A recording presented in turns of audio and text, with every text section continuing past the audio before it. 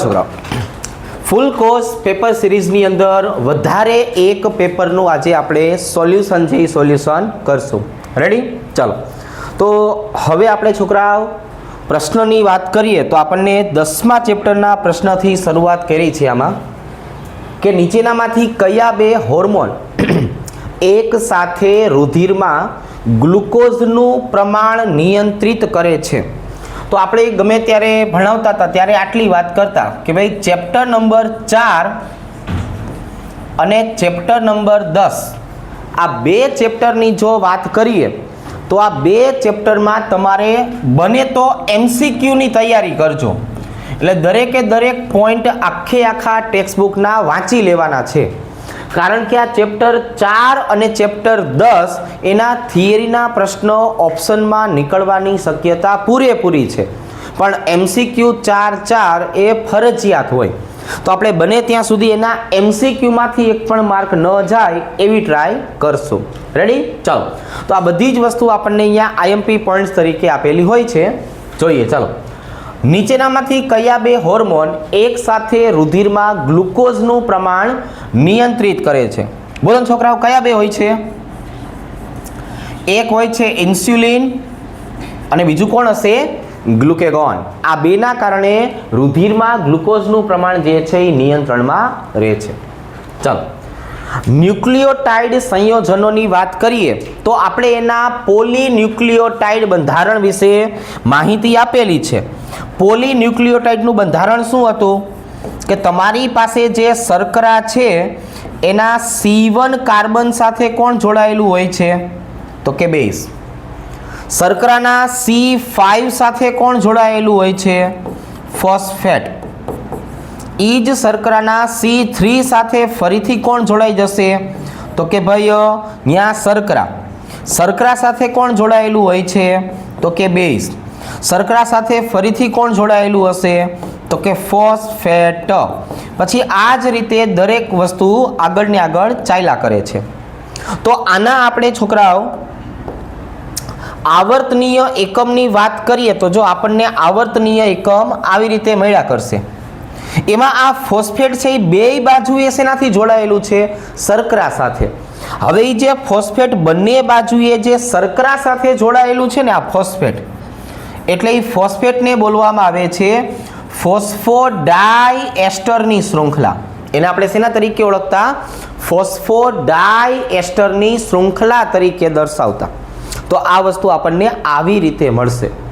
Clear? બંને ઉદાહરણ આપણે યાદ રાખવાના હોય છે.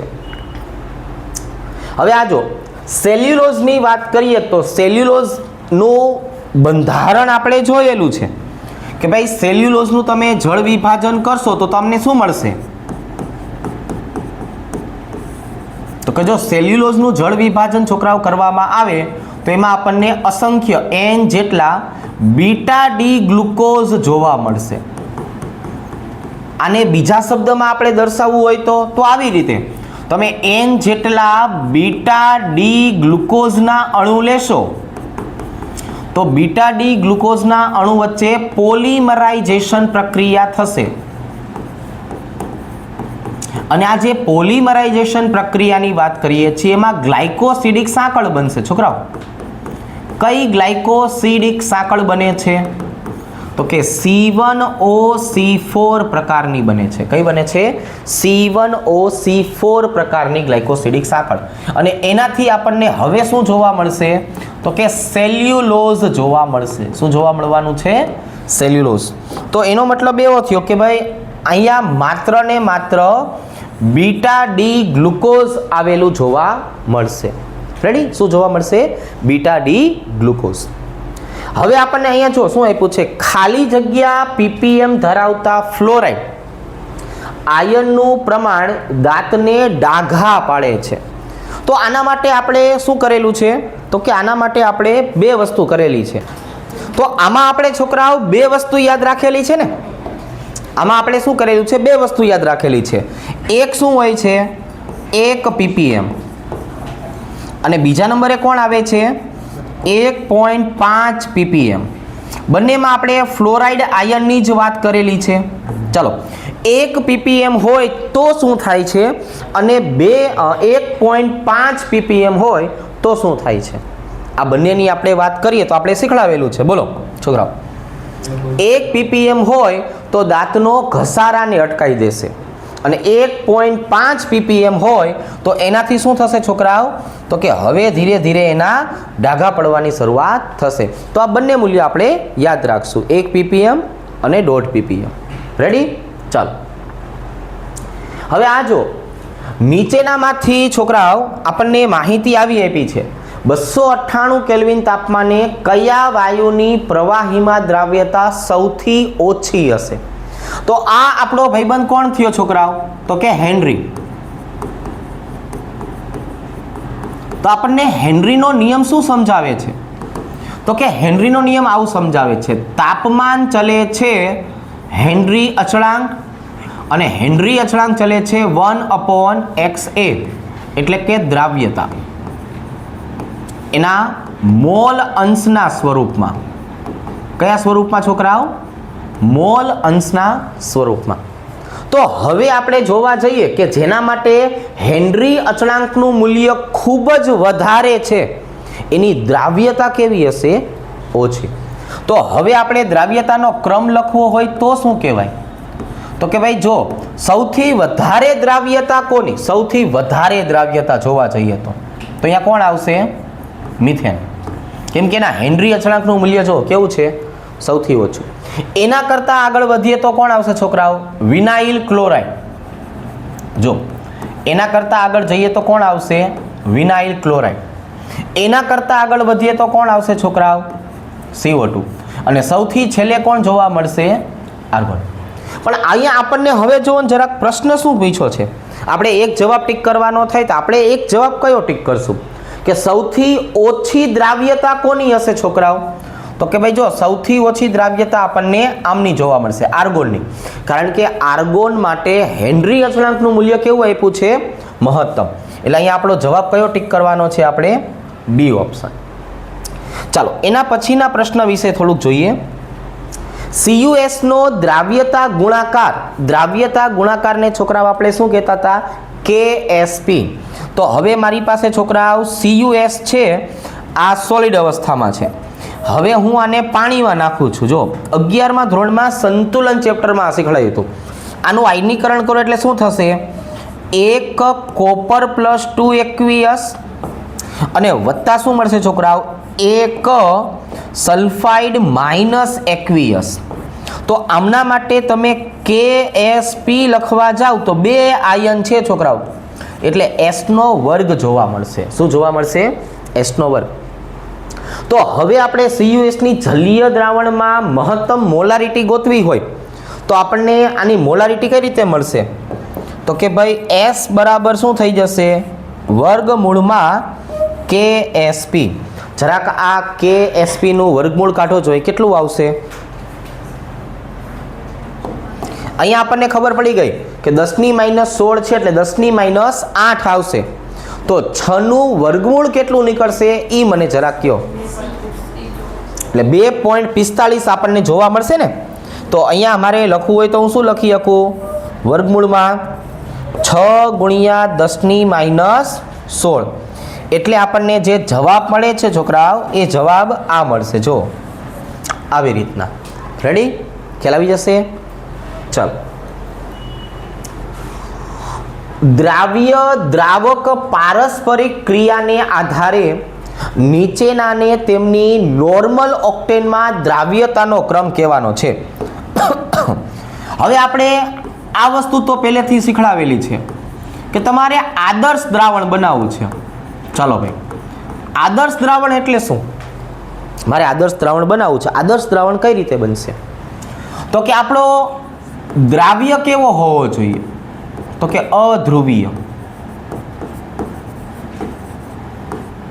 તમારો છોકરાઓ દ્રાવક કેવો હોવો જોઈએ? દ્રાવક. તો કે ભાઈ અધ્રુવીય. આપણે આ પહેલા ચેપ્ટરમાં ઘણી બધી વખત ભણાય જ કર્યું છે. બંને અધ્રુવીય હોય તો એકદમ સરસ મજાનું આપણને આદર્શ દ્રાવણ જોવા મળે. તો આ જે નોર્મલ ઓક્ટેન આપણને આપવામાં આવ્યો છે, નોર્મલ ઓક્ટેન હું આનું અણુસૂત્ર લખું તો શું થાય? કાર્બનની સંખ્યા 8 અને હાઇડ્રોજન કેટલા આવશે? 8 દુને 16, 16 વત્તા 2 એટલે કે 18. તો આ જે નોર્મલ ઓક્ટેન પોતે દ્રાવક છે, તો એ દ્રાવક કયા સ્વરૂપે આવેલો છે? તો કે આ અધ્રુવીય સ્વરૂપે આવેલો છે. જો અધ્રુવીય દ્રાવક. હવે આ અધ્રુવીય દ્રાવકમાં સૌથી વધારે દ્રાવ્ય કોણ થશે? આ અધ્રુવીયમાં સૌથી વધારે દ્રાવ્ય કોણ થાય ભાઈબંધ? ચલો, તો કે આમાં તમને અધ્રુવીય કોણ દેખાય છે? સૌથી વધારે અધ્રુવીય કોણ? તો કે સાયક્લોહેક્ઝેન. જો સાંભળજો, આ સાયક્લોહેક્ઝેન સૌથી વધુ દ્રાવ્ય થાય. જો જે જવાબ મળે છે તો કે ના, હજી નથી મળતો. સાયક્લોહેક્ઝેન કરતા થોડીક એવી ધ્રુવીયતા વધારે કોની છોકરાઓ? તો કે એસિટોનાઇટ્રાઇલની. એસિટોનાઇટ્રાઇલ એટલે કોણ? CH3Cl. જો જે જવાબ મળે છે. હવે એના કરતા આગળ વધીએ તો હવે આવશે છોકરાઓ મિથેનોલ.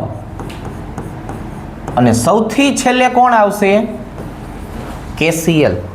ભાઈબંધ, KCl ને મેં સૌથી છેલ્લે શું કામ લખ્યું? કારણ કે KCl કોણ છે છોકરાઓ? ઈ આયોનિક પદાર્થ છે. અને આયોનિક પદાર્થ હોય એમની દ્રાવ્યતા શેમાં હોય? કાર્બનિક દ્રાવકમાં હોય? તો કે ના, એમની દ્રાવ્યતા તો શેમાં હોય? પાણીમાં હોય. KCl તો શેમાં દ્રાવ્ય થાય છોકરાઓ? KCl તો પાણીમાં દ્રાવ્ય થાય. એટલે એ આ નોર્મલ ઓક્ટેનમાં દ્રાવ્ય થવાનો નથી. કંઈ વાંધો નહીં. આટલું બધું કીધા પછી હવે ખાલી જવાબ કયો આવશે એ મને કહો. બરાબર, બોલો કયો જવાબ આવશે? પહેલા આવશે સાયક્લોહેક્ઝેન, પછી એસિટોનાઇટ્રાઇલ, પછી મિથેનોલ અને પછી KCl. ચાલો, જવાબ આપણને બી ઓપ્શન મળી જશે. હવે એક દાખલો ગણવાનું કહે છે. જોવો ને છોકરાઓ, પ્રોટીન 400 સેન્ટીમીટર ઘન એટલે કે ml. અહીંયા મને એટલી ખબર પડી ગઈ કે 400 સેન્ટીમીટર ઘન એટલે એને કહેવાય 400 ml. પણ આપણે અભિસરણ માટે એક નાનકડો નિયમ શીખવાડ્યો છે, વી ઓલવેઝ ઇન લીટર. જ્યારે પણ અભિસરણના દાખલા ગણી છે ત્યારે આપણે કદ શેમાં લઈએ છીએ? તો કે ત્યારે કદ હંમેશા લીટરમાં રાખીએ છીએ. વજન આપી દીધું છે, અભિસરણ દબાણ આપી દીધું છે, અણુભાર ગોતવાનો છે. ચલો ભાઈ, આ અભિસરણ દબાણનું સૂત્ર બોલો ને જરાક. તો કે અભિસરણ દબાણની જો વાત કરીએ તો આવી રીતે, પાઈ બરાબર WRT/mv, આવી રીતે. હવે આપણે અણુભારને સૂત્રનો કરતા બનાવવાનો. ચલો ભાઈ, એમને મેં સૂત્રનો કરતા બનાવ્યો. વજન કેટલું લેશું છોકરાઓ? આપણે 1.26, R 0.08314, T 300. T કેટલો આવશે છોકરાઓ? 300. અભિસરણ દબાણ કેટલું આવશે? 2.57 ગુણ્યા 10⁻³ અને કદ 0.400. ચાલો ભાઈ, હવે આટલું કીધા પછી ખાલી એક ગણતરી કરવાની છે. 10⁻³ ને પણ ધ્યાનમાં લઈ લેજો. આમ તો નહીં લ્યો તો પણ ચાલશે, કેમ કે જો જવાબ ઘણા બધા રાઉન્ડ ફિગરમાં જ આવે છે, એટલે કોઈને નડવાનું નથી. ચાલો, તો આટલું સાદુરૂપ આપ્યા પછી આપણને જવાબ મળી જાય છે આ. રેડી? બરોબર, 30,519. ચાલો ભાઈ, નેક્સ્ટ જોઈએ. આપણે દર વખતે બોલ જ કરીશું છોકરાઓ કે રાઉલ્ટના નિયમને આધારે ધન, ઋણ, આદર્શ દ્રાવણ એના ઉદાહરણ જરાક પાકા કરી નાખજો. બરાબર? ચાલો ભાઈ, ધીમે ધીમે હું સમજાવું છું કઈ રીતના આવશે. ફિનોલ વત્તા એનિલિન. જો બંનેને છોકરાઓ શું કહેવાનું છે? ધ્રુવીય વત્તા ધ્રુવીય. છોકરાઓ બંને ધ્રુવીય હોય તો કેવા પ્રકારનું વિચલન થતું હતું? ઋણ વિચલન થતું હતું. કેવા પ્રકારનું વિચલન થતું હતું? ઋણ વિચલન. CH2 અને એસિટોન. છોકરાઓ CH2 પોતે સંપૂર્ણ કેવો? અધ્રુવીય. અને એસિટોન પોતે કેવો? ઓછો ધ્રુવીય, પણ ધ્રુવીય ખરા. એટલે આમાં જોવા મળશે ધન વિચલન. શું જોવા મળશે? ધન વિચલન. પછી ક્લોરોફોર્મ અને એસિટોન વચ્ચે છોકરાઓ તમે જુઓ ને, હાઇડ્રોજન બંધ બને છે. હાઇડ્રોજન બંધ ક્યારે બને? કે જો એમની વચ્ચે ઋણ વિચલન થતું હોય ને તો હાઇડ્રોજન બંધ બને. કારણ કે 3 ક્લોરીન શું કરશે? બંધના ઇલેક્ટ્રોનને ખેંચી લેશે, એટલે ક્લોરોફોર્મની દ્વિધ્રુવીય ચાક માત્રા તો ખૂબ વધી જાય અને એના કારણે હાઇડ્રોજન આંશિક ધન વીજભારિત બને અને એસિટોન પાસે શું આવેલું છે? અબંધકારક ઇલેક્ટ્રોન યુગ્મ. એટલે અહીંયા હાઇડ્રોજન બંધ બને એટલે નેગેટિવ ઋણ વિચલન કહેવાય. અને આ બંને કેવા આવેલા છે? અધ્રુવીય અધ્રુવીય. હવે જ્યારે અધ્રુવીય વત્તા અધ્રુવીય ઘટકો આવેલા હોય એટલે સ્વાભાવિક છે આ દ્રાવણ કેવું બનશે છોકરાઓ? આદર્શ બનશે. કઈ વાંધો નહીં. આટલું બધું કીધા પછી આપણને ખબર પડી ગઈ છે કે આ પ્રશ્નનો જવાબ કયો હશે?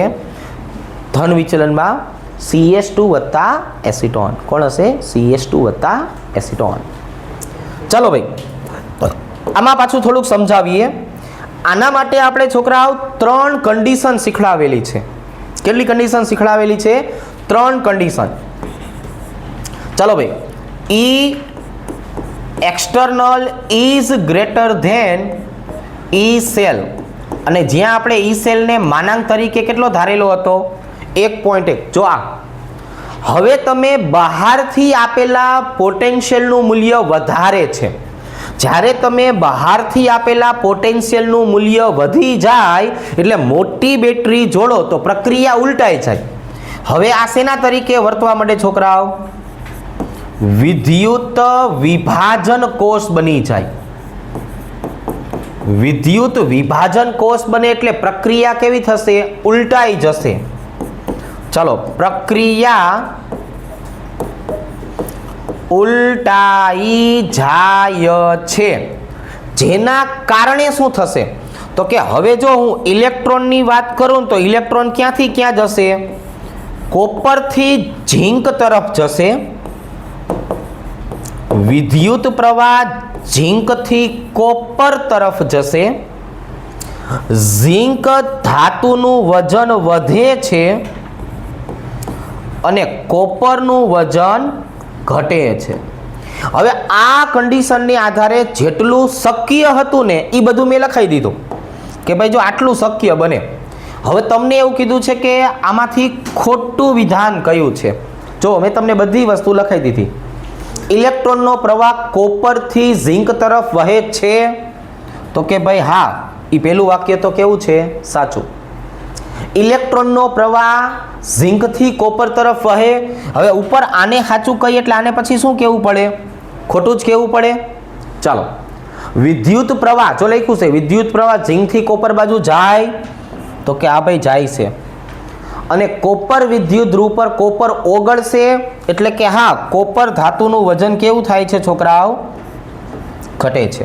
એટલે બીજું વાક્ય ખોટું થયું છોકરાઓ. કયું વાક્ય ખોટું થયું? બીજું વાક્ય.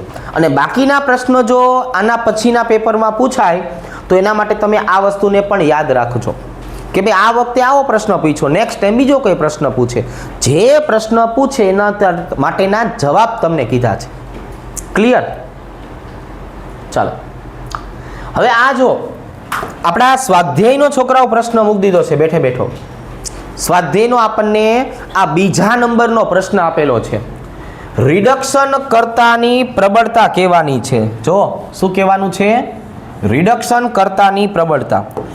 એક સિમ્પલ વસ્તુ શીખડાયું છે છોકરા. હાલો એક વખત ફરીથી કહી દો. રિડક્શન કર્તા શબ્દનો મતલબ શું થાય? રિડક્શન કર્તાનો મતલબ શું થાય? સાંભળજો. ગામનું શું કરે? રિડક્શન. પોતાનું શું થાય? પોતાનું. તો કે ભાઈ ગામનું રિડક્શન કરે તો સ્વાભાવિક છે પોતાનું ઓક્સિડેશન થાય. પોતાનું ઓક્સિડેશન થાય એટલે શેના તરીકે વર્તે? તો કે પોતાનું ઓક્સિડેશન થતું હોય ને તો એ એનોડ તરીકે વર્તે. શેના તરીકે વર્તે? એનોડ. એનોડ તરીકે વર્તે એનો પાછો મતલબ શું થયો? તો કે એનો રિડક્શન પોટેન્શિયલ કેવો હોય છોકરાઓ? તો કે ઓછો હોય. હવે મારે બે ઘટકોની ચર્ચા કરવાની હોય તો સરખામણી થઈ શકે, પણ ઝાઝા બધાની સરખામણી કરવાની હોય તો તો કે તોય થઈ શકે. તમારે રિડક્શન કરતાનો ક્રમ હવે કઈ રીતે નક્કી કરવાનો છે? તો કે જેનું રિડક્શન પોટેન્શિયલ ઓછામાં ઓછું એ સૌથી વધારે. ચલો આમાં સૌથી નાનામાં નાની કિંમત કઈ આપી છોકરાઓ? તો કે પોટેશિયમ આપ્યું. જો એટલે રિડક્શન કરતામાં સૌથી પહેલા કોણ આવશે? પોટેશિયમ. બરાબર. ચલો પોટેશિયમ કરતા પછી મેગ્નેશિયમ આપ્યું છે. જો પછી કોણ આપ્યું છે? મેગ્નેશિયમ. હાલો મેગ્નેશિયમ પછી આગળ જોવા જઈએ તો માઇનસમાં મૂલ્ય ક્રોમિયમનું આપ્યું છે. ચાલો ક્રોમિયમ. એના પછીની છોકરાઓ વાત કરીએ તો કે આ 7 9 છે, આ 8 0 છે. એટલે હવે કોણ આવશે પહેલા? મર્ક્યુરી. અને સૌથી છેલ્લે કોણ આવશે છોકરાઓ? Ag. ચલો ભાઈ આ મેં જે ક્રમ બનાવ્યો સમજાવીને એ ક્યાં લખેલો છે? હા સી ઓપ્શનમાં આપણને આપેલું છે. જો આ રહ્યું. બરાબર. આ આપણો જવાબ. રેડી? શેને આધારે નક્કી કર્યો? કઈ રીતે નક્કી કર્યો? ખબર પડી? બીજી વખતે આ બધા ઘટકો કદાચ બદલી નાખે, બીજી વખતે કદાચ આ ઘટકો બદલી નાખે, બરાબર, તો તમને ખબર પડવી જોઈએ.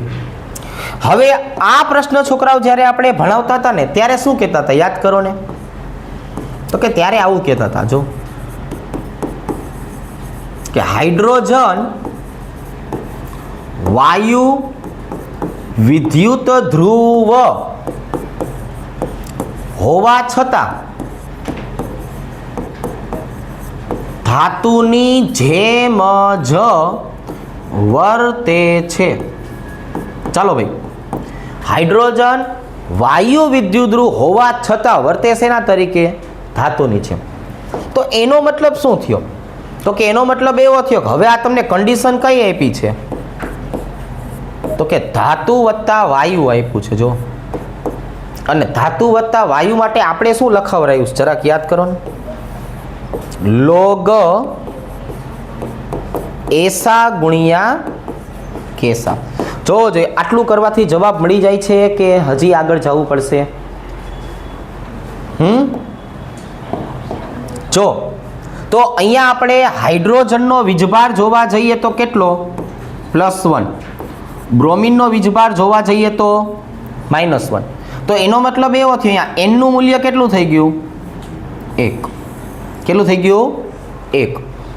તો હવે છોકરાઓ પહેલા તો મને એટલી ખબર પડી ગઈ કે આ બી અને સી તો કોઈ દી આવશે નહીં, કેમ કે આપણે એસા ગુણ્યા કેસા કીધા એટલે બે શક્યતા વધી, અને બે શક્યતા વધ્યા પછી આપણે n નું મૂલ્ય ગોતી લીધું છે. કેટલું મળે છે આપણને?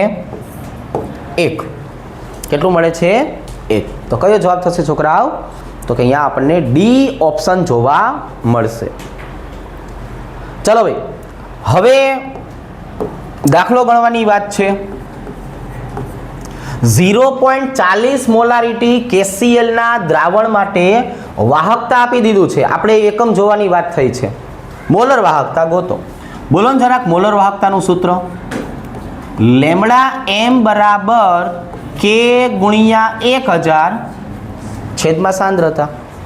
ચાલો ભાઈ, K નું મૂલ્ય કેટલું આપ્યું છે? K નું મૂલ્ય 0.0248 ગુણ્યા 1000 છેદમાં સાંદ્રતા 0.40. હવે આમાં તો કેવું હોય છોકરાઓ કે આપણને બધા જવાબ અલગ અલગ જ આપ્યા છે, એટલે કઈ હજાર બજારની જરૂર પડશે નહીં. એમને રાઉન્ડ ફિગરમાં જવાબ જે આવે મને કહી દો. 62. ચલો એ ઓપ્શન આપણને જવાબ મળી જશે. રેડી? હવે અહીંયા છોકરાઓ ગણતરી કરવી પડશે. 1.5 મોલ આપણને જે એક લખાણ સંબંધિત પ્રશ્ન આપેલો છે, આ એ લખાણ સંબંધિત પ્રશ્નમાં 1 મોલની વાત કરી હતી. અહીંયા 1.5 મોલ કીધો છે. તો જો આપણે સમીકરણ લખતા શીખવાયું છે Cr2O7 - 2, અહીંયા ઓક્સિડેશન આ કેટલો થશે? 12. કેટલા ઇલેક્ટ્રોન સ્વીકારશે? 6. એટલે એનું રૂપાંતર શેમાં થશે? 2Cr + 3 માં. અહીંયા કેટલો ઓક્સિડેશન આંક આવ્યો? 6. રેડી છોકરાઓ? હાઇડ્રોજનને અત્યારે લાવતો નથી. તો હવે ભાઈબંધ આ 12 માંથી 6 થવા માટે કેટલા ઇલેક્ટ્રોનની જરૂર પડી? 6. તો સિમ્પલ વસ્તુ થઈ ગઈ ને કે 1 મોલનું છોકરાઓ મારે રિડક્શન કરવું હોય તો 6 ફેરાડે જોઈએ, 6 ઇલેક્ટ્રોન એટલે 6 ફેરાડે. તો 1.5 મોલ મને આપેલું હોય તો કેટલા ફેરાડેની જરૂર પડે? કેટલો જવાબ આવશે? તો કે 9 ફેરાડેની જરૂર પડે. કેટલાની જરૂર પડશે? 9 ફેરાડેની જરૂર. રેડી? ચાલો હવે એના પછી જોઈએ સોડિયમ ક્લોરાઇડના જલીય દ્રાવણના વિદ્યુત વિભાજનથી. આને કઈ રીતે શીખવાડેલું છે જરાક યાદ કરશો. ચાલો ભાઈ, NaCl નું એક્વિયસ દ્રાવણ, તો આપણે આવા બે ભાગ પાડતા હતા. જો હવે અહીંયા હું લખું Na પ્લસ વત્તા H પ્લસ, અહીંયા લખું Cl માઇનસ O માઇનસ 2. પછી તો કે પછી આમ કહેતા કે આ બંને કોણ છે છોકરાઓ? તો કે ભાઈ પોઝિટિવ ચાર્જ છે એટલે ક્યાં જાય? કેથોડ ઉપર. આ બંને નેગેટિવ ચાર્જ છે, ક્યાં જાય? એનોડ ઉપર. જ્યારે ભણાયું હતું અને જો ધ્યાન રાખ્યું હોય તો આવો એક ક્રમ લખાયો છે કે એનોડ ઉપર કયા ઘટકોની નિપજ મળે? ક્લોરીન, ઓક્સિજન, SO4 માઇનસ 2 અથવા NO3 માઇનસ 1. જો આવી. અને આની બદલે જો હું કેથોડની વાત કરું છોકરાઓ, તો કેથોડ ઉપર શું મળતું હતું? Aurum plus 3, Ag plus 1, copper plus 2, H plus 1 અને Na પ્લસ 1. તો હવે આટલું બધું યાદ રાખ્યા પછી, આટલું બધું સમજ્યા પછી શું ખબર પડી કે સોડિયમ પ્રક્રિયા કરવા ન જાય. કોણ જાય? હાઇડ્રોજન. ઓક્સિજન પ્રક્રિયા કરવા ન જાય. કોણ જાય? તો કે ભાઈ ક્લોરીન. તો કેથોડ ઉપર શું મળે છે છોકરાઓ? હાઇડ્રોજન વાયુ. અને એનોડ ઉપર શું મળે છે છોકરાઓ? ક્લોરીન વાયુ. હવે આવું તમને ક્યાં લખેલું જોવા મળે છે એ જરાક મને કહો કે ભાઈ એનોડ ઉપર ક્લોરીન અને કેથોડ ઉપર હાઇડ્રોજન. એ આપણને આ ચોથા વિકલ્પમાં જોવા મળશે. તો આપણે ચોથો વિકલ્પ ટીક કરવાનો થાય. રેડી? ચાલો. ઇથિનના હાઇડ્રોજનીકરણની વાત કરવામાં આવે તો ઇથિનનું હાઇડ્રોજનીકરણ કેવી પ્રક્રિયા છે? તો કે પ્રથમ ક્રમની પ્રક્રિયા છે. કેવી પ્રક્રિયા છે? પ્રથમ ક્રમની પ્રક્રિયા. યાદ છે ને? ઇથિનનું હાઇડ્રોજનીકરણ અને રેડિયો એક્ટિવિટી, આ બે ઉદાહરણ હતા. શૂન્ય ક્રમમાં કયા કયા લખાવ્યા હતા યાદ છે? શૂન્ય ક્રમ હોય ને, શૂન્ય ક્રમ, તો યાદ રાખજો પહેલો શબ્દ કયો યાદ રાખેલો છે આપણે?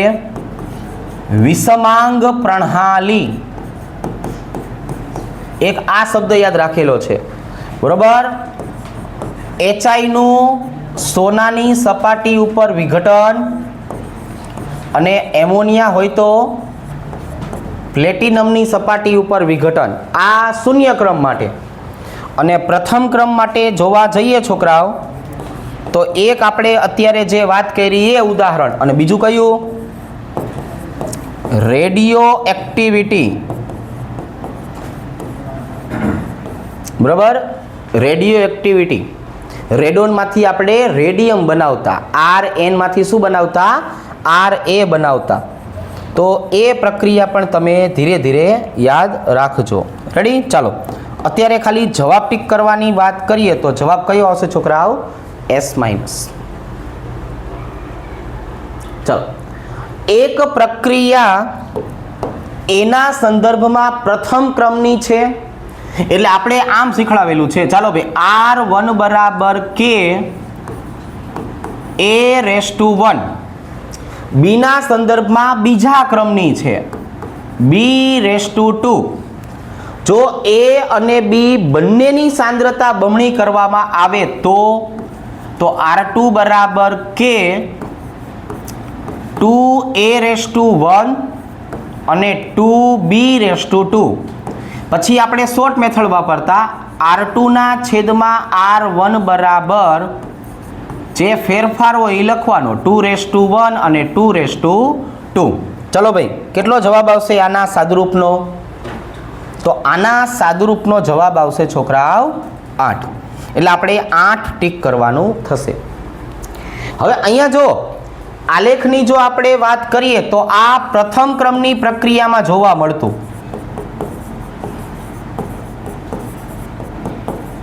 પ્રથમ ક્રમની પ્રક્રિયાની વાત કરીએ તો આનું પહેલા y બરાબર mx પ્લસ c સૂત્ર કયું થશે?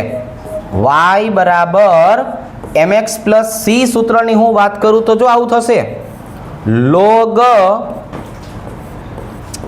r0 ના છેદમાં rt આપણે આવી રીતે ભણાવેલું છે બરાબર kt ના છેદમાં 2.303 વત્તા 0. તો હવે છોકરાઓ અહીંયા જરાક જો હાલો આપણે આના અને ટીના વિરુદ્ધનો આલેખ જોઈએ તો કેટલી વસ્તુ m તરીકે વધે છે?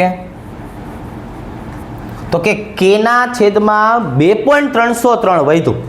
શું વધ્યું છોકરાઓ? k ના છેદમાં 2.303. કયો જવાબ થયો? ચલો ત્રીજો ઓપ્શન. રેડી? કયો જવાબ થયો? ત્રીજો ઓપ્શન.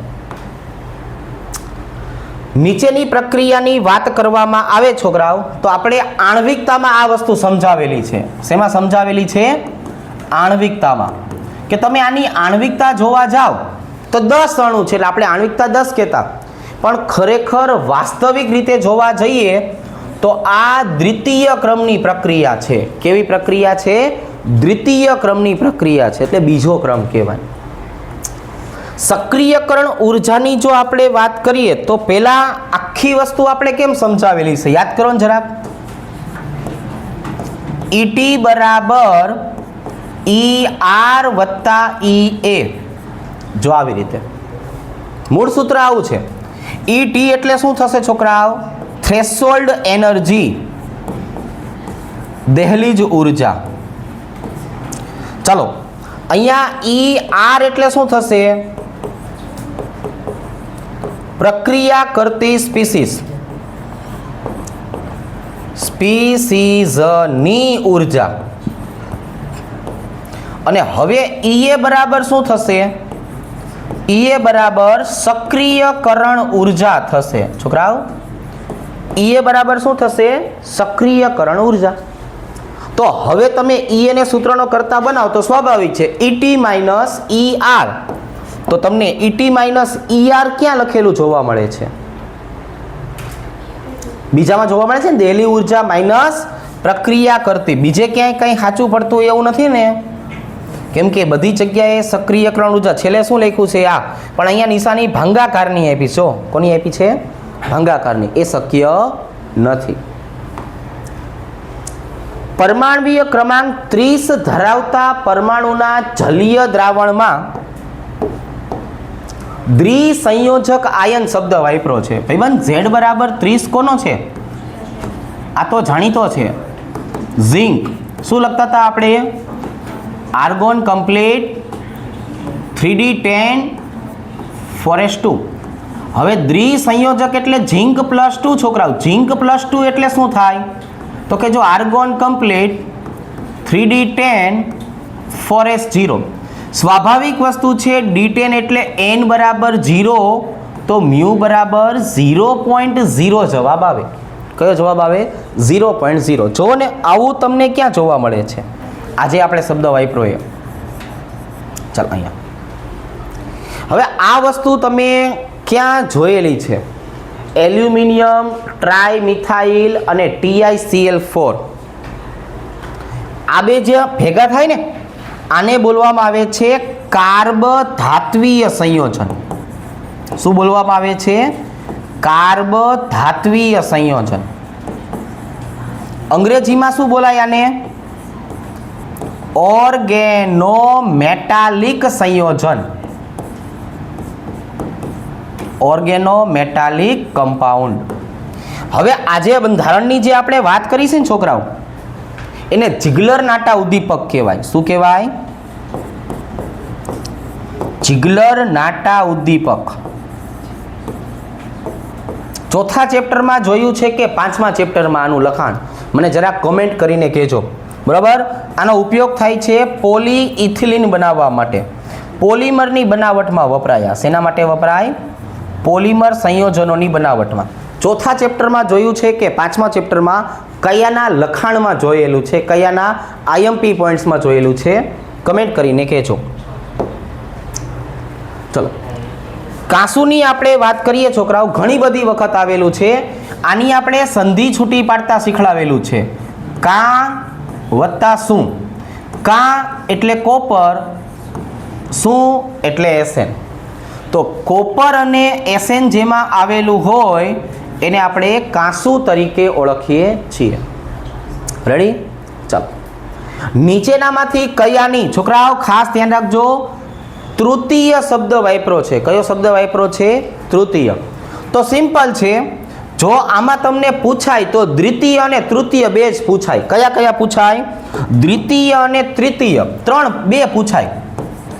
તો દ્વિતીય શબ્દ જ્યારે વાપરે ને દ્વિતીય, ત્યારે હંમેશા યાદ રાખશું chromium is greater than manganese અને copper is greater than zinc. પણ જો તૃતીય શબ્દ વાપરે તૃતીય, તો અહીંયા આપણે યાદ રાખશું Mn is greater than Fe. અથવા તૃતીય ગમે ત્યારે પૂછે એનો જવાબ આપણે કયો ટીક કરશું? Mn ટીક કરશું. કયો ટીક કરશું? Mn. અને એનું કારણ આપણને ખબર છે, 2 ઇલેક્ટ્રોન ગુમાવી દે પછી એ શું બની જાય છે? Mn 2 ઇલેક્ટ્રોન ગુમાવી દે તો 3d5 4s0, એટલે જો આનો n બરાબર 3 થઈ જાય. બરાબર? ઉર્જા સ્તર કેટલામાં થઈ જાય? ત્રીજો.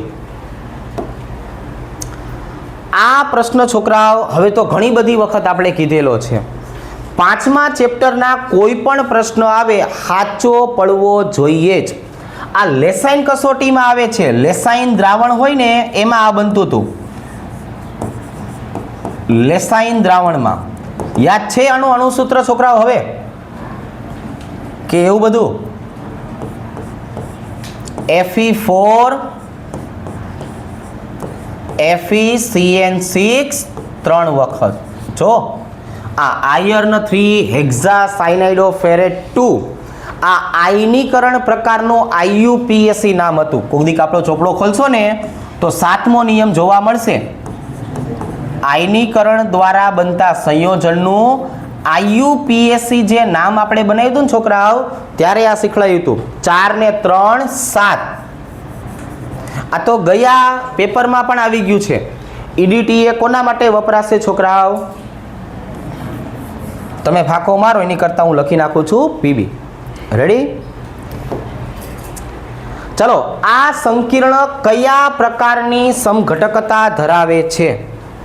એક ઓપ્શન આપણી પાસે હતો છોકરાઓ કે NO2 બહાર જતો હોય અને ક્લોરીન અંદર આવતો હોય ને તો આપણે એને આયનીકરણ શબ્દ બોલે. કયો બોલે? આયનીકરણ. પણ અહીંયા આપણને આયનીકરણ તો આપ્યું નથી. ખ્યાલ આવી ગયો? તો હવે આપણને ઓલો NO2 જોશું ને એટલે તરત જ જો આ યાદ આવશે કે પહેલી વખત ઇલેક્ટ્રોનનું દાન કોણ કરશે? નાઇટ્રોજન. અને બીજી વખત ઇલેક્ટ્રોનનું દાન કોણ કરશે છોકરાઓ? ONO. એટલે આ લિગેન્ડ્સનું નામ શું હતું? નાઇટ્રાઇટો N નાઇટ્રાઇટો O. એટલે કે સંવર્ગ સ્થળ નિર્દેશ બદલાઈ જાય છે. બંધ બદલાઈ જવાના કારણે આને બંધન સમઘટકતા તરીકે દર્શાવવામાં આવે છે. આ બધી વસ્તુ યાદ હોય તો આપણે 48 કે 47 જેવા MCQમાં માર્ક આવી શકે. ચાલો, કંઈ વાંધો નહીં, હજી આપણી પાસે ઘણો સમય છે. નીચેનામાંથી સૌથી વધારે સ્થાયી, આ આપણે છોકરાઓ કઈ થાય કા કે જ્યારે સ્થાયી શબ્દ લખેલો આવે ત્યારે તમારે કિલેટને ગોતવાનો. કોને ગોતવાનો? કિલેટને. અને જ્યારે ડેલ્ટા O શબ્દ વાપરે ત્યારે કોને ગોતવાનો? પ્રબળ લિગેન્ડ્સને. તો આ બે સિમ્પલ વસ્તુ છે. સ્થાયી પૂછે તો કિલેટ, ડેલ્ટા O પૂછે તો પ્રબળ લિગેન્ડ્સ. હવે ખાલી આ આખું 12મું આપણે પૂરું કર્યું એટલી ખબર હોવી જોઈએ કે આમાં કિલેટ કોને કહેવાય. બરાબર? હવે કિલેટ કોને કહેવાય? પાણીને કહેશું કે એમોનિયાને કહેશું? તો કે આપણે ઓક્ઝેલેટને કહેશું. કોને કહેશું? ઓક્ઝેલેટને. રેડી? ચાલો ભાઈ, 5મા ચેપ્ટરના એક પણ MCQ ખોટા પડવા જોઈએ નહીં, મને દુઃખ લાગે છે. ચાલો આ જો સંકીર્ણમાં રહેલા ધાતુ આયનની પ્રાથમિક અને દ્વિતીયક સંયોજકતાના મૂલ્ય. પ્રાથમિક સંયોજકતા તો કઈ રીતે મળશે છોકરાઓ? પ્રાથમિક મારે ગોતવી હોય તો હાલો, +1 વત્તા કોબાલ્ટ વત્તા 2 -2 2 0 અને 0.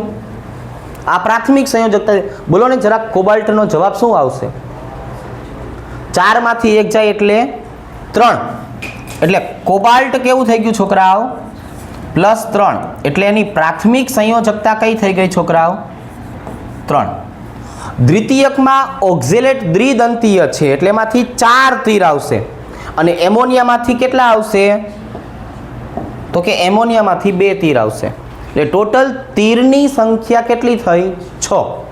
તો હવે ભાઈબંધ કયો જવાબ ટીક કરવાનો થાય? 3 અને 6. કયા પોલીહેલોજન સંયોજનનો ઉપયોગ ફ્રીઓન પ્રશીતક R22 ના ઉત્પાદનમાં થાય છે? કોણ આવશે છોકરાઓ? તો ભાઈ આ બધા IMP પોઈન્ટ્સ તમે વાંચી જ લેવાના છો એમ ધારીને હું તમને જવાબ ટીક કરાવું છું. ક્લોરોફોર્મ, બરાબર? ક્લોરોફોર્મ આવશે. SN2 વિસ્થાપન પ્રત્યે પ્રતિક્રિયાત્મકતા. હવે આપણને યાદ રહી ગયું છે કે જ્યારે આપણા જીવનમાં SN2 આવે એટલે આપણે યાદ કરીએ છીએ અવકાશીય અવરોધ. અને અવકાશીય અવરોધ યાદ આવે એટલે મિથાઇલ 1 2 અને 3. તો પછી મારે બંધારણ બનાવી નાખાય છોકરાઓ. મારે શું કરાય? બંધારણ બનાવી નાખાય. જો 31 નંબરના પ્રશ્નની વાત કરીએ તો અહીંયા શું આવશે? 2 બ્રોમો 2 મિથાઇલ બ્યુટેન, બરોબર? ચાલો CH3, અહીંયા બ્રોમિન, અહીંયા CH3, CH2 CH3. ચાલો આ જે પહેલું હતું ને એ કેવું નીકળ્યું છોકરાઓ? તૃતીયક. 1 બ્રોમો પેન્ટેન. ચાલો ભાઈ હું બીજા નંબરની વાત કરું તો આવી રીતે CH3 CH2 CH2 CH2 CH2 Br. આ નીકળ્યું છોકરાઓ પ્રાથમિક. અને ત્રીજા નંબર ઉપર આવશે છોકરાઓ CH3 CH Br CH2 CH2 CH3. આ નીકળ્યું છોકરાઓ દ્વિતીયક. ચાલો દ્વિતીયક, પ્રાથમિક, તૃતીયક સામે મેં કીધું જ છે. તો સૌથી પહેલા કોણ આવશે? 2 3 અને 1. તો આવો ઓપ્શન તમને ક્યાં દેખાય છે? આપણે જે વાર્તું કરી એવો ઓપ્શન ક્યાં દેખાય છે ભાઈબંધ? 2 3 અને 1. જો અહીંયા આપણને જોવા મળે છે. ચાલો 2 મિથાઇલ બ્યુટેનના મુક્તમૂલક મોનોક્લોરિનેશનથી બનતા બધા સંભવિત મોનોક્લોરો બંધારણીય સમઘટકોની સંખ્યા કેટલી? જો ભાઈબંધ આવી રીતના આવશે ને CH3 CH3 જો 2 મિથાઇલ બ્યુટેન. હવે અહીંયા કયા શબ્દ ઉપર હું જરાક ભાર આપું? બધા શબ્દ વાપર્યું છે. શું શબ્દ વાપર્યું છે? બધા. બધા સંભવિત. એટલે હવે આ તો તમને આવડે જ છે ને ભાઈબંધ. શું કરશું આપણે? આની જો હું વાત કરું, આ બંધારણની આપણે વાત કરવી હોય તો આપણે ક્યાં ગોઠવી નાખશું? તો કે જો ભાઈ અહીંયા અથવા અહીંયા જોવા જઈએ તો આને પહેલા A કહેવાય. આપણે અહીંયા અથવા અહીંયા જોવા જઈએ તો આને શું કહેવાય છોકરાઓ? A કહેવાય. પછી જો હું આ જગ્યાએ ગોઠવું ને છોકરાઓ, આ જગ્યાએ, તો આને B કહેવાય. શું કહેવાય? B. રેડી? ચાલો પછી છોકરાઓ હું આ જગ્યાએ ગોઠવું તો આને C કહેવાય. અને જો આ મિથાઇલ ઉપર ગોઠવી આપણે છોકરાઓ તો એને D કહેવાય. એટલે પણ 4 કલર તો મળી ગયા ABCD.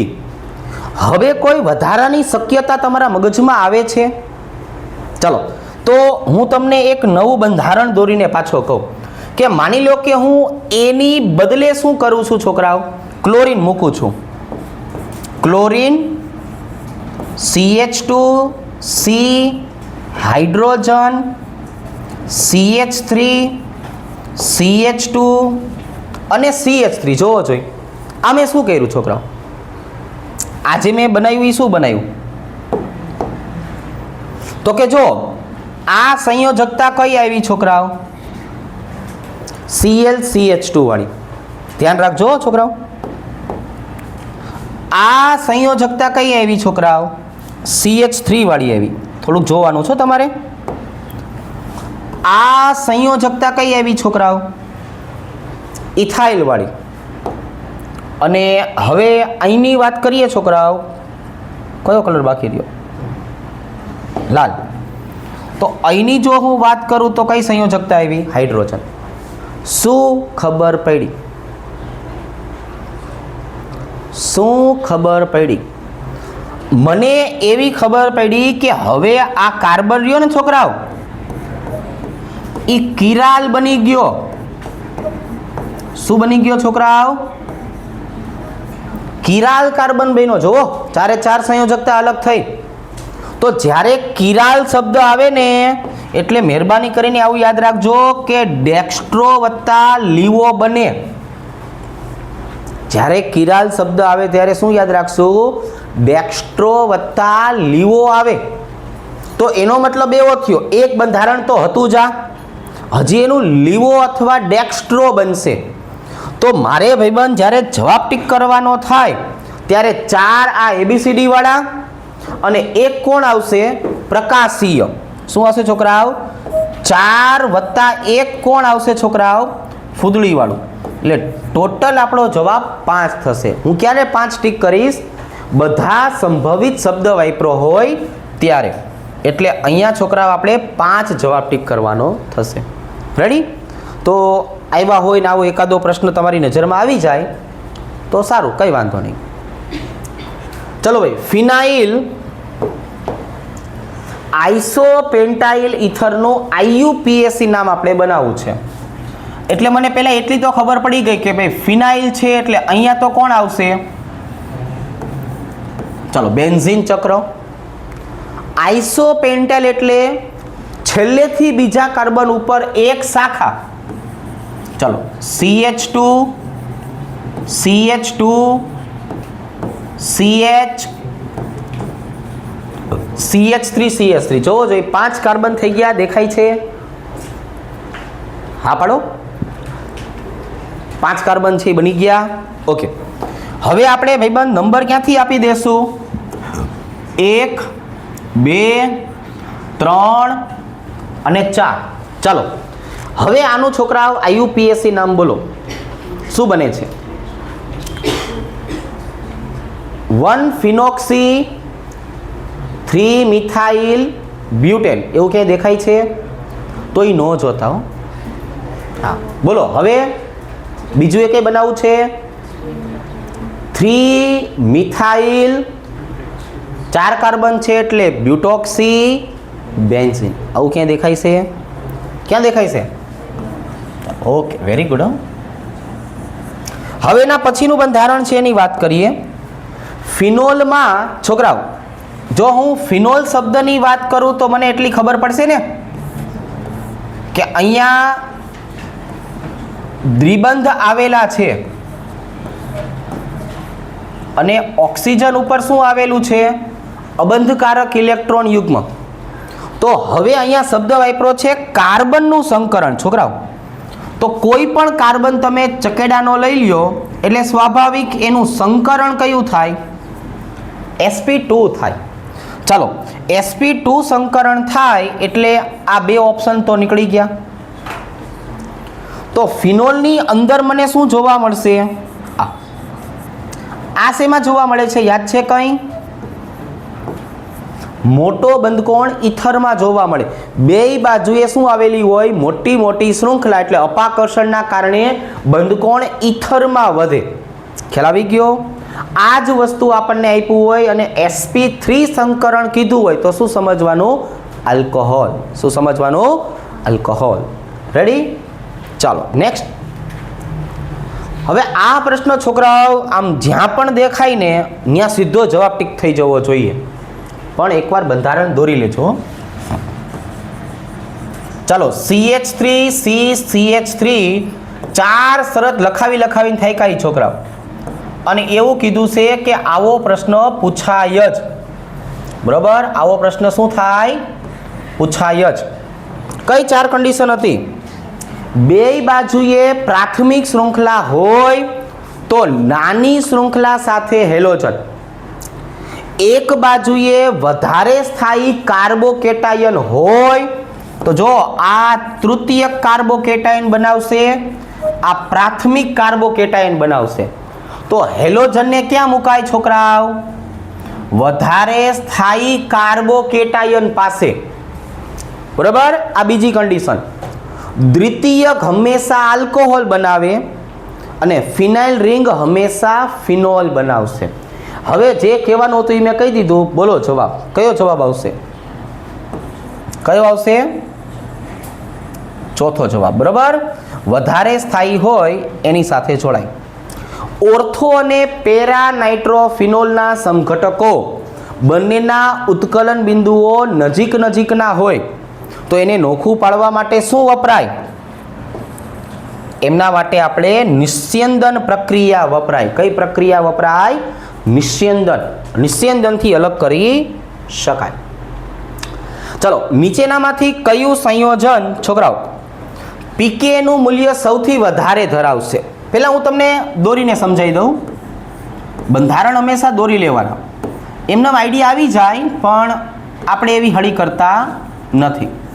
ચાલો મેટા, પછી આવશે પેરા નાઇટ્રો, પછી આવશે ઓર્થોક્રેસોલ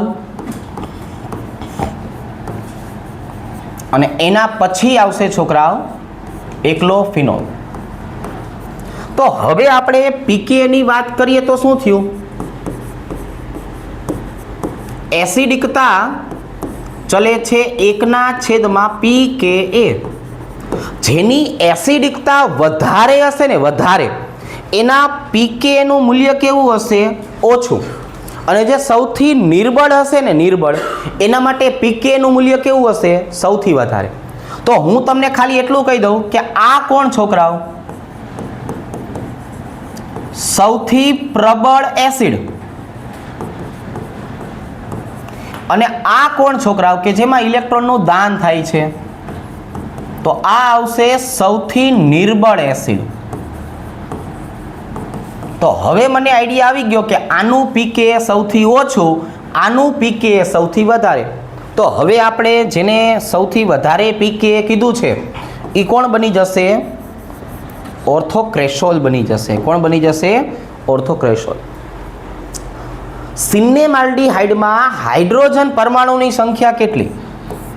એક ખાલી તમે એક શબ્દ યાદ રાખજો કે સેલિસાલ્ડીહાઇડ અને સિન્નેમાલ્ડીહાઇડ બે અલગ અલગ છે. સિન્નેમાલ્ડીહાઇડ એટલે કોણ છોકરાઓ? CH ડબલ બંધ CH, C ડબલ બંધ O અને H. સંયોજકતા જોજો 4 ની 4 જ રહેશે ને, ક્યાંય સંયોજકતા નથી બદલાઈ જતી ને. હવે કેટલા હાઇડ્રોજન દેખાય છે? 1 2 અને 3,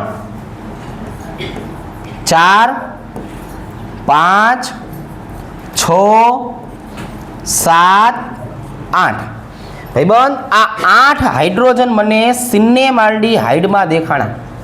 તમને કેટલા દેખાણા હતા? 8. સરસ. ચલો ટ્રિપલ બંધ વાળો ભાઈબંધ આપ્યો છે છોકરાઓ. કોઈ પ્રક્રિયા મગજમાં આવે છે આને જોઈને?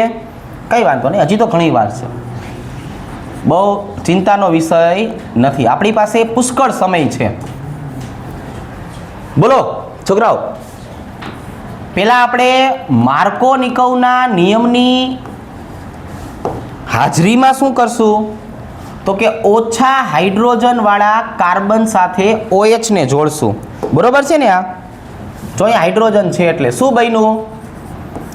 CH3 OH ડબલ બંધ અને CH2 બન્યું. જો શું બન્યું? CH2. બરોબર લખું છું ને બધું? હવે કઈ પ્રક્રિયા થશે છોકરાઓ? 11મા ધોરણમાં એકદમ સરસ રીતે આવતી હતી. યાદ આવ્યું? શું યાદ આવ્યું? ચલ રૂપકતા. ડબલ બંધ નીચે આવે, હાઇડ્રોજન ઉપર જાય. ચલ રૂપકતા આને કહેવાય. જો શું બન્યું છોકરાઓ? તો હવે તો કે ભાઈ આને આધારે જોવા જઈએ તો જો આમ CH3 C ડબલ બંધ O CH3 3 કાર્બન વાળો કીટોન મળ્યો. જો ને 3 કાર્બન વાળો કીટોન ક્યાં દેખાય છે? પ્રોપેનોન. કોને કહેવાય? પ્રોપેનોન. ઓક્ઝાઇમ. હવે તો આવડી જવું જોઈએ. ઓક્ઝાઇમ કોણ બનાવે? Hydroxyl amine. બરોબર. આ શું બનાવશે છોકરાઓ? ઇમાઇન. આ હાઇડ્રેઝિન શું બનાવે છોકરાઓ? હાઇડ્રેઝોન બનાવે. અને આ સ્કિફનો પ્રક્રિયક બનાવે. શું બનાવે? સ્કિફનો પ્રક્રિયક. અને બીજું નામ શું છે? વિસ્થાપિત ઇમાઇન. પણ જવાબ આપણો ડી ઓપ્શન આવશે. કયું સંયોજન કેની ઝારો આપશે? આના ઉદાહરણ એટલા પાકા કરવાના છોકરાઓ, ગમે ત્યારે પૂછે તો આવડવું જોઈએ. મિથેનાલ. અથવા સામાન્ય નામ આપ્યું હોત તો શું બોલે? બોલો. ફોર્માલ્ડીહાઇડ બોલે. શું બોલે? ફોર્માલ્ડીહાઇડ. જો આના ઓર્ગેનિકના પ્રશ્નો થોડાક સારા છે હો.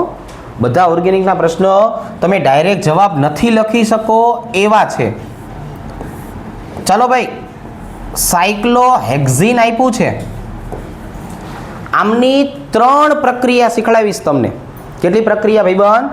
3. કઈ કઈ 3 પ્રક્રિયા? સીધા જવાબ નહીં, મોડું થતું તમે જતા રહો. KMnO4 મંદ હોય તો શું થાય? KMnO4 સાંદ્ર હોય તો શું થાય? અને ઓઝોન, ઝિંક અને પાણી આપેલું હોય તો શું થાય? બરોબર. મોડું થતું હોય તમે જાઓ. તો જો આપણે KMnO4 મંદ વાપરીએ ને, મંદ, તો અહીંયા આવું આવશે. જો બરાબર આવી રીતના.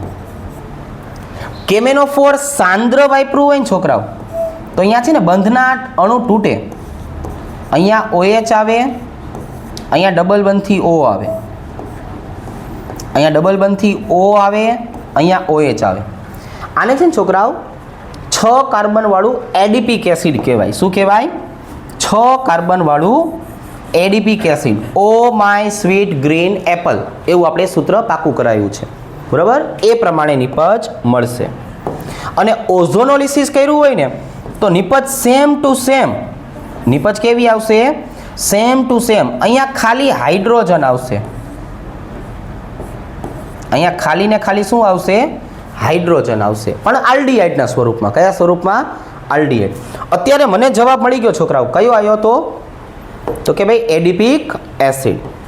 ચલો, બેન્ઝોઇક એસિડનો એસ્ટર 8મું ચેપ્ટર પૂરું થાય એટલે સારાંશની ઉપર એક નાનકડું એવું તમને અગત્યતા આપી છે, 5 લાઈન વાળી. એક વખત ટાઈમ કાઢીને બધી વસ્તુ વાંચી લેજો, એમાંથી પ્રશ્નો હોય જ છે. બેન્ઝોઇક એસિડના એસ્ટરનો ઉપયોગ શેના માટે થાય છે? અત્તર બનાવવા માટે થાય છે. શેના માટે થાય છે? અત્તર બનાવવા માટે. ખ્યાલ આવી ગયો? સોડિયમ બેન્ઝોએટ શબ્દ આવ્યો હોત તો તમે ખાદ્ય પદાર્થ પરિરક્ષક બોલે. ખ્યાલ આવ્યો? એડિપિક એસિડ હોત તો નાયલોન 6,6 બોલે. અને એસિટિક એસિડનું જલીય દ્રાવણ આપ્યું હોત તો વિનેગાર. ચારે ચાર એસિડ યાદ રહી ગયા? ઓકે, સરસ. કયા સંયોજનમાં ઝ્વિટર આયન બને છે? ઝ્વિટર આયન બે વસ્તુ બનાવશે. 9મું ચેપ્ટર હોય તો સલ્ફાનિલિક એસિડ અને 10મું ચેપ્ટર હોય તો બધા જ એમિનો એસિડ. રેડી? ચાલો. નીચેનામાંથી કયા એમાઇડ સંયોજનની હોફમેન બ્રોમેમાઇડ પ્રક્રિયા કરો તો પ્રોપેનેમાઇન મળે? મારે 4 કાર્બન વાળો એમાઇડ લેવાનો. કેટલા કાર્બન વાળો? 4 વાળો. નો આવે. 1 2 3 નો આવે. 1 2 ન આવે. બરાબર? ચાલો. જલીય દ્રાવણમાં ઇથાઇલ વિસ્થાપિત. છોકરાઓ આપણે બોલીને થાકી ગયા. ET 231 અને કવિએ પેપર બદલી નાખ્યું હોત તો મિથાઇલ પૂછ્યું હોત તો મિથાઇલ 213. તો 231 ક્યાં જોવા મળે છે તમને? તો કે અહીંયા જોવા મળે છે. જો ક્યાં જોવા મળે છે? અહીં.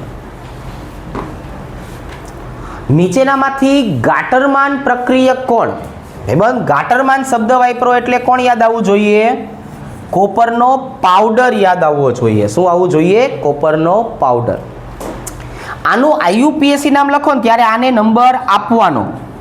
પહેલો નંબર એનો ને બીજો નંબર આનો. Ethane nitrile. શું કહેવાય છોકરાઓ?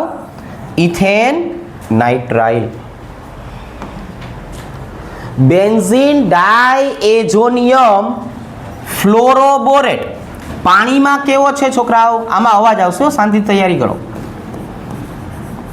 પાણીમાં અદ્રાવ્ય છે. કેવો છે? પાણીમાં અદ્રાવ્ય. અને ઓરડાના તાપમાને કેવો છે છોકરાઓ? સ્થાયી છે. ચાલો ભાઈ, અદ્રાવ્ય અને સ્થાયી ક્યાં જોવા મળે છે? બીજા ઓપ્શનમાં જોવા મળે છે. અને નીચેનામાંથી કયો એમિનો એસિડ પ્રકાશ ક્રિયાશીલ નથી? તો 20 માંથી એક જ છે આપણી પાસે જે પ્રકાશ ક્રિયાશીલ નથી, અને એ કોણ? ગ્લાયસિન. રેડી? તો હવે આના પછીના દિવસે છોકરાઓ આપણે બોર્ડ દ્વારા પ્રકાશિત થયેલ પ્રેક્ટિસ પેપર જે છે એનું સોલ્યુશન કરશું. આપણે તે દિવસે 2 પેપર જે છે એનું સોલ્યુશન કરવાનું છે. Paper number 6, paper number 7. ખ્યાલ આવી જશે? બોર્ડ દ્વારા પ્રકાશિત થયેલ. તો આના પછીના વિડીયો આપણે એક સાથે 2 પેપર જે છે એ દર્શાવશું વારા ફરતી, અને એ પણ બોર્ડ દ્વારા આપેલ પ્રેક્ટિસ પેપર. રેડી? ચાલો, આજે માટે અહીંયા સુધી રાખીએ.